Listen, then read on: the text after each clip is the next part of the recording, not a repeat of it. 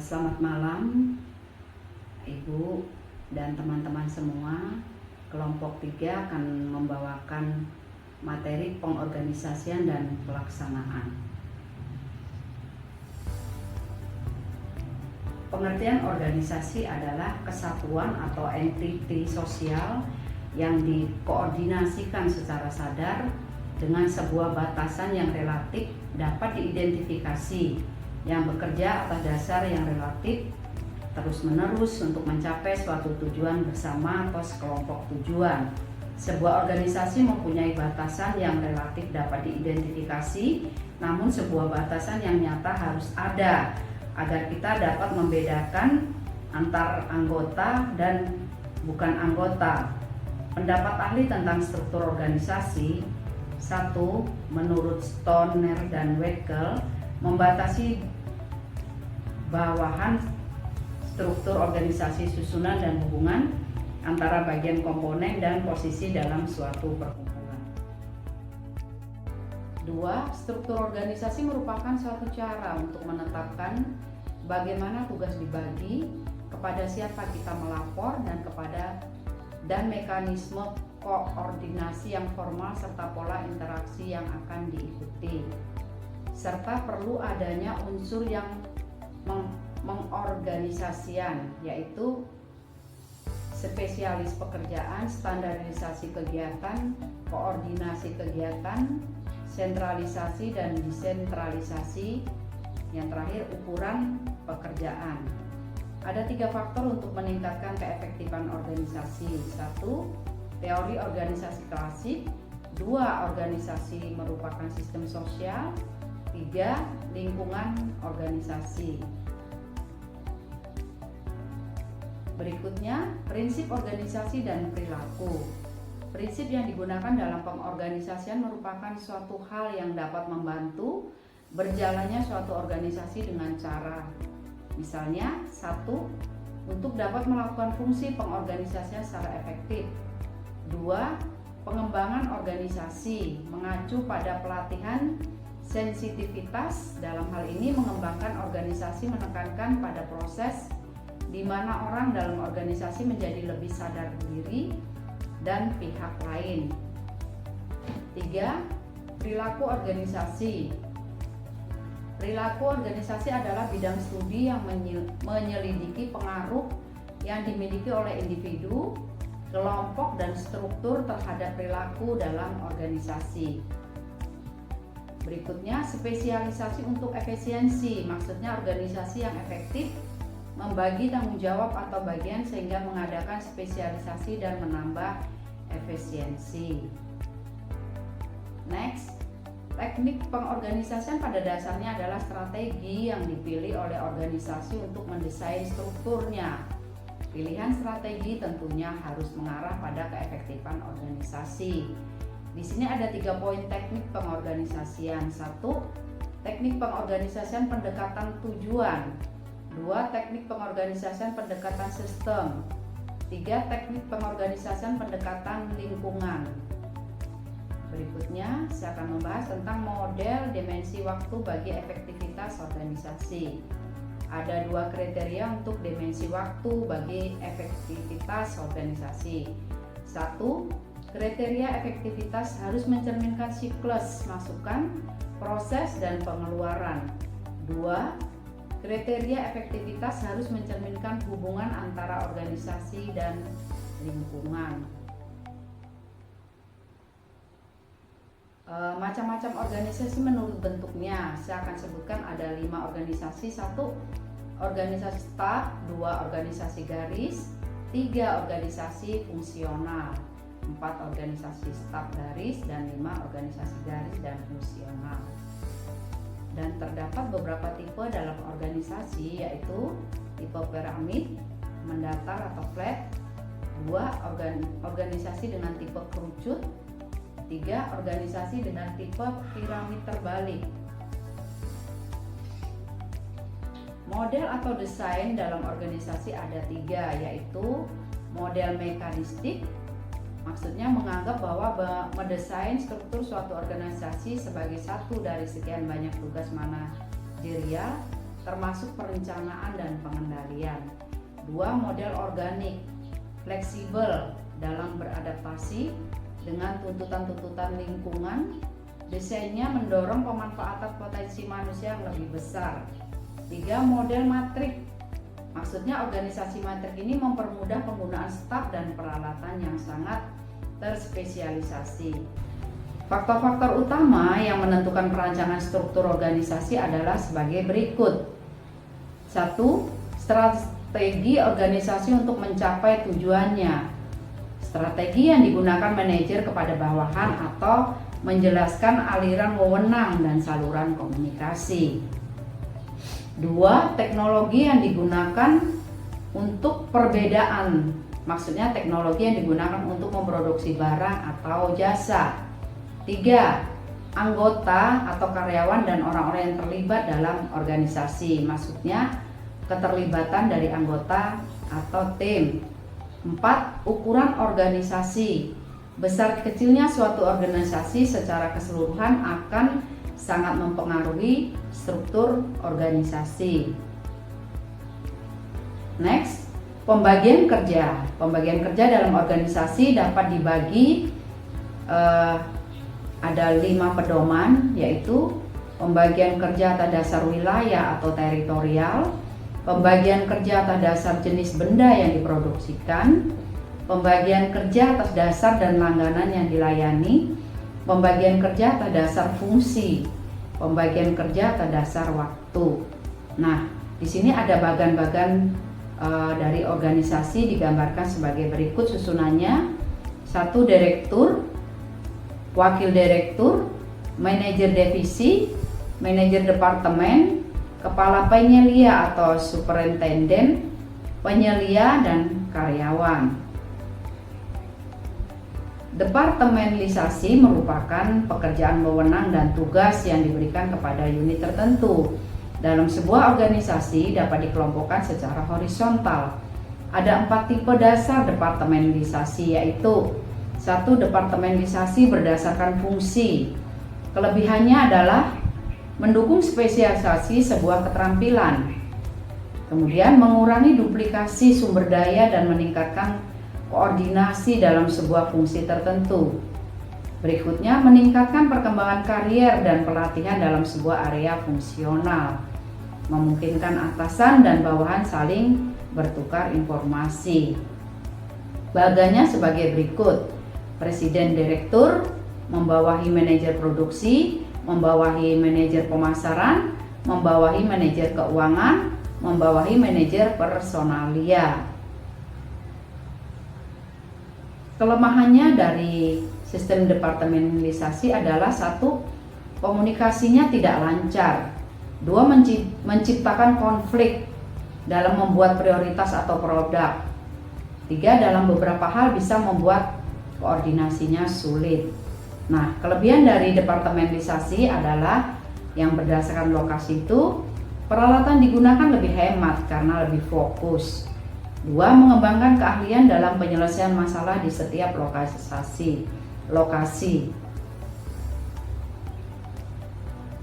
3. Memahami berbagai kebutuhan khusus pelanggan di setiap wilayah, kemudian mendapatkan akses yang mudah dan murah untuk bahan baku. Kelemahan dari departemenisasi adalah beberapa fungsi memungkinkan tumpang tindih dalam setiap wilayah. Kemudian dapat menyebabkan konflik antar setiap lokasi dalam hal sasaran. 3. Perlu menambah tingkat manajemen atau penggunaan orang secara khusus, atau diberlakukannya aturan yang mengkoordinasikan beberapa aktivitas di dalam lokasi tertentu. Nah, susunannya sebagai berikut. Presiden direktur membawahi manajer produksi, kemudian manajer pemasaran, kemudian membawahi manajer keuangan, kemudian membawahi manajer personalia. Departemenisasi berdasarkan produk, yaitu kelebihannya mengembangkan produk dapat dilakukan dengan cepat sesuai dengan kebutuhan pasar. Penyebaran produk menjadi lebih luas. Manajer dibiasakan berpikir multifungsional. Kelemahannya, pemanfaatan sumber daya dan keterampilan dalam beberapa hal sangat lemah. Kemudian membatasi mobilitas karier karyawan. Nah, kelebihan dari departemenisasi adalah meningkatkan fokus pada target yang dipilih, mengidentifikasi secara jelas pelanggan utama, memberikan pemahaman atas kebutuhan konsumen. Adapun kelemahannya dari departemenisasi adalah suasana koordinasi kurang tercipta antar departemen. Kemudian kemungkinan akan timbul suatu konflik. Karyawan akan merasakan tekanan akibat tuntutan konsumen.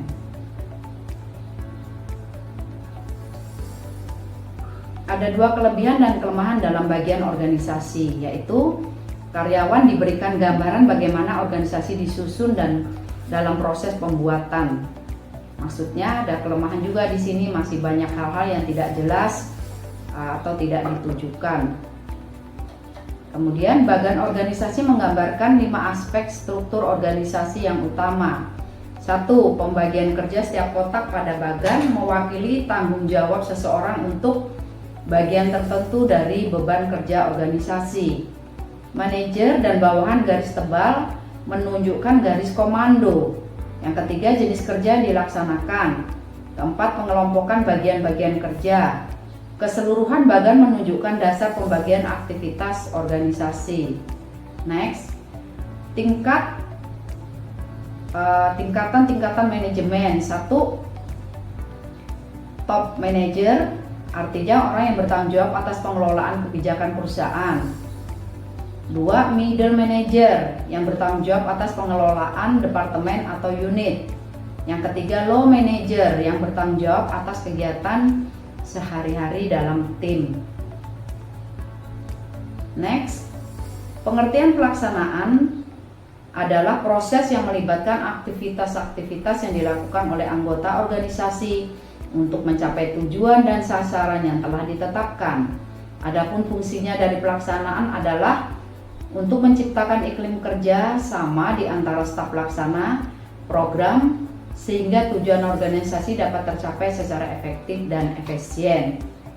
Fungsi penggerak dan pelaksanaan dalam istilah lain yaitu motivating atau membangkitkan motivasi. 2. Directing, memberikan arah atau pengarahan. Yang ketiga, influencing, maksudnya mempengaruhi. Yang keempat, commanding, memberikan komando atau perintah.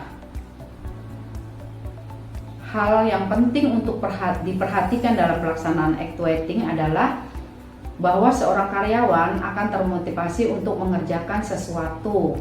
Contohnya, ia akan merasa yakin akan mampu mengerjakan tugas-tugas yang diberikan. 2. Yakin bahwa pekerjaan. 3. Tidak sedang dibebani oleh masalah pribadi atau tugas lain yang lebih penting atau mendesak. Yang keempat, tugas tersebut merupakan kepercayaan bagi yang bersangkutan. Hubungan antar teman dalam organisasi tersebut sangat harmonis. Berikut adalah tujuan dari fungsi pelaksanaan, yaitu menciptakan kerjasama yang lebih efisien, mengembangkan kemampuan dan keterampilan staf, menumbuhkan rasa memiliki dan menyukai pekerjaan, penguasaan suasana lingkungan kerja yang meningkatkan motivasi dan prestasi kerja, membuat organisasi berkembang secara dinamis. Oleh karena itu, pelaksanaan dilakukan oleh pimpinan harus berpegang pada prinsip berikut. 1. Prinsip mengarah pada tujuan. Maksudnya pokok dari pengarahan nampak pada prinsip yang menyatakan bahwa makin efektifnya proses pengarahan akan semakin besar sumbangan bawahan terhadap usaha pencapaian tujuan. Next, 2. Prinsip keharmonisan dengan tujuan. 1.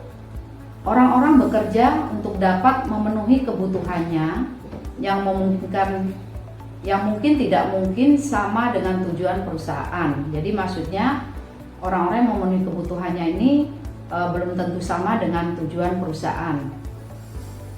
Kemudian mereka menghendaki harapan-harapan itu tidak terjadi adanya penyimpangan yang terlalu besar dan kebutuhan mereka dapat dijadikan sebagai pelengkap serta harmonis dengan kepentingan perusahaan. Prinsip kesatuan komando. Prinsip kesatuan komando ini sangat penting untuk menyatukan arah tujuan dan tanggung jawab para bawahan. Bila mana para bawahan hanya memiliki satu jalur di dalam melaporkan segala kegiatannya, menemui kendala. 3. Tahapan dalam pelaksanaan, yaitu memberikan semangat, motivasi, inspirasi atau dorongan. Dalam bahasa Inggris disebut motivating, merupakan proses manajer atau pimpinan dalam merangsang bawahan untuk bekerja dalam rangka supaya mencapai sasaran organisasi.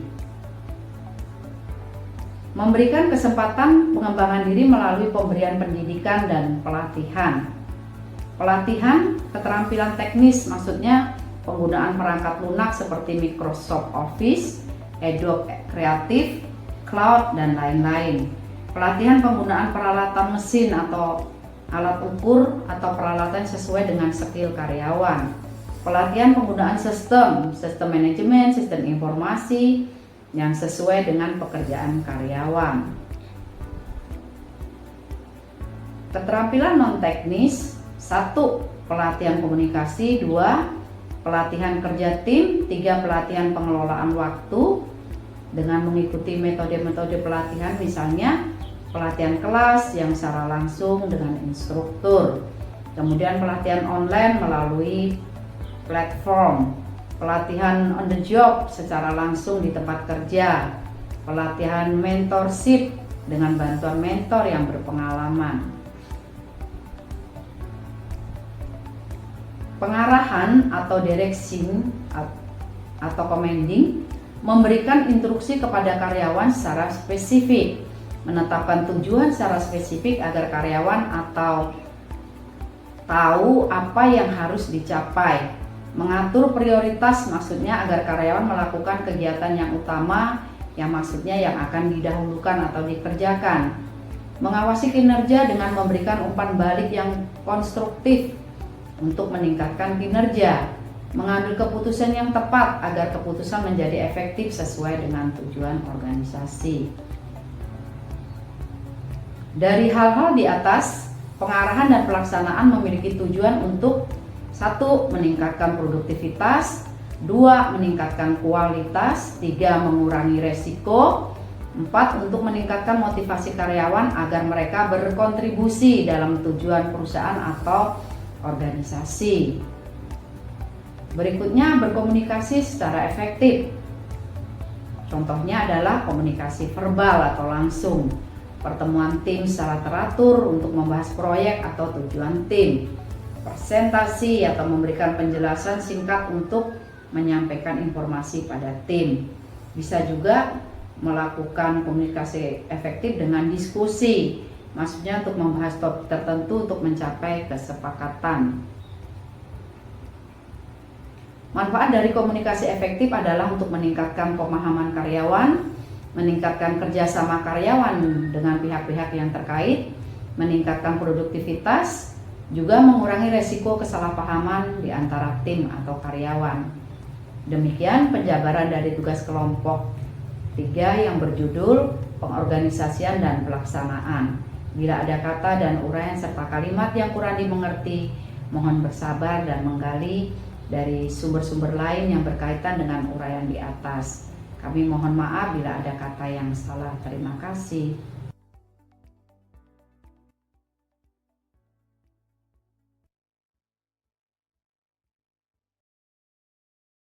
Oke, untuk sesi kedua dari kelompok 3 adalah pergerakan atau actuating. Arti pergerakan adalah perencanaan dan pengorganisasian yang sebaik apapun tidak ada artinya apabila manajer tidak dapat melaksanakan fungsi actuating. Dengan kata lain, manajer tidak mampu menggerakkan orang-orang untuk bekerja sesuai yang diinginkan untuk mencapai tujuan yang telah ditetapkan sebelumnya. Hal ini disebabkan karena aspek manusia merupakan faktor paling menentukan terhadap pencapaian tujuan perusahaan. Arti penting pergerakan. Di dalam pelaksanaan yang bersifat operasional, maka seorang manajer harus dapat menggerakkan bawahannya dengan memiliki 3 keahlian, yaitu keahlian kepemimpinan, leadership skill, komunikasi atau communication skill, dan motivasi atau motivation skill. Dengan adanya actuating ini, maka organisasi dapat memperoleh beberapa manfaat, di antaranya adanya pelaksanaan kerja yang jelas karena adanya arahan dan bimbingan dari atasan. Adanya motivasi dan komunikasi dua arah antara bawahan dan manajer, sehingga semua kegiatan lebih terarah untuk mencapai tujuan yang telah ditetapkan. Pengertian pergerakan actuating apabila ditinjau menurut etimologi actuating berasal dari kata actuate dalam bahasa Inggris yang berarti menjalankan atau menggerakkan. Adapun pengertian secara definitif dari beberapa ahli manajemen adalah sebagai berikut. Actuating menurut Cons and O'Donnell. Actuating atau menggerakkan adalah hubungan antara aspek-aspek individual yang timbul oleh adanya pengaturan terhadap bawahan untuk dapat dimengerti dan pembagian pekerjaan yang efektif dan efisien untuk tujuan perusahaan yang nyata. Actuating menurut Josh R. Terry, actuating adalah membuat semua anggota keluarga agar mau bekerja sama dan bekerja secara sukarela, bergairah untuk mencapai tujuan sesuai dengan perencanaan usaha pengorganisasian. Actuating menurut Winardi. Actuating menurut Winardi adalah menggerakkan, membuat semua anggota kelompok agar mau bekerja sama sedemikian rupa sehingga mereka berkeinginan dan berusaha mencapai sasaran perusahaan yang bersangkutan dan sasaran anggota perusahaan yang sesuai dengan tujuan perusahaan. Next, dari pengertian di atas maka dapat disimpulkan bahwa penggerakan atau actuating adalah proses implementasi program agar dapat dijalankan oleh seluruh pihak dalam organisasi secara proses memotivasi agar semua pihak tersebut dapat menjalankan tanggung jawabnya dengan penuh kesadaran dan produktivitas yang tinggi. Pelaksanaan fisik dan kegiatan actuating. Pelaksanaan actuating di dalam organisasi memerlukan tindakan-tindakan yang meliputi hal-hal sebagai berikut. 1. Kepemimpinan atau leadership. Inti dari kepemimpinan menurut F. W. Tyler adalah menggerakkan orang-orang untuk bekerja sama untuk mencapai tujuan yang diinginkan oleh semua dan dianggap penting untuk self-express mereka. Sifat pemimpin harus berpautan dengan manajer dan harus menyadari sepenuhnya bahwa yang dihadapi adalah manusia dengan segala tingkah laku dan sifat-sifatnya yang baik dan tidak baik. Yang kedua, perintah atau instruction. Perintah-perintah di sini merupakan suatu instruksi resmi dari seorang atasan kepada bawahannya untuk melakukan atau tidak melakukan sesuatu guna merealisasikan tujuan perusahaan. Pemimpin, menurut Maskan, adalah orang yang mendapatkan hasil dari bawahannya, di mana dalam proses tersebut diwujudkan melalui perintah kepada bawahannya untuk melakukan atau tidak melakukan sesuatu. Agar perintah tersebut mencapai sasaran seperti yang diharapkan, maka seorang pemimpin dalam memberikan perintah harus menciptakan komunikasi yang dapat dimengerti oleh bawahannya. Ketiga, communication atau komunikasi.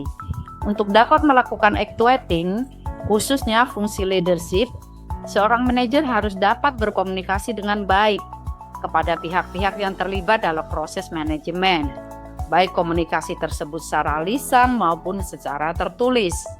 Dalam memberikan perintah, nasihat, dan pengarahan agar dapat efektif perlu dilandasi komunikasi yang baik, sehingga terhindar dari kesalahpahaman yang dapat menghambat keberhasilan pencapaian tujuan perusahaan. Yang keempat, konseling atau nasihat. Dalam melaksanakan tugas kepemimpinan, seorang pemimpin memerlukan nasihat-nasihat dan saran dari orang yang dapat dipercaya.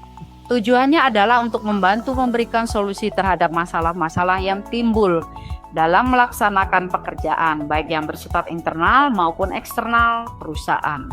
Untuk melakukan saran-saran tersebut, ditunjuk seorang staf ahli dalam perusahaan. Pekerjaan dan motivasi. Agar fungsi menggerakkan actuating berhasil dengan baik, Maka seorang manajer harus mengetahui hal-hal yang mempengaruhi seseorang melakukan suatu pekerjaan, di mana dalam ilmu psikologis dinamakan motivasi atau motivation. Secara umum, motivasi dapat diartikan sesuatu atau suatu gejolak dari dalam atau hati nurani sehingga mendorong untuk bekerja atau bergerak untuk mencapai tujuan yang memuaskan kebutuhannya. Dengan demikian, adanya kepemimpinan, perintah, komunikasi, dan motivasi yang diterapkan secara baik oleh seorang atasan diharapkan dapat membantu mempermudah melaksanakan dan menyemangati bawahan di dalam bekerja sehingga dapat mencapai tujuan perusahaan secara efektif dan efisien. Kita dapat rangkumkan dari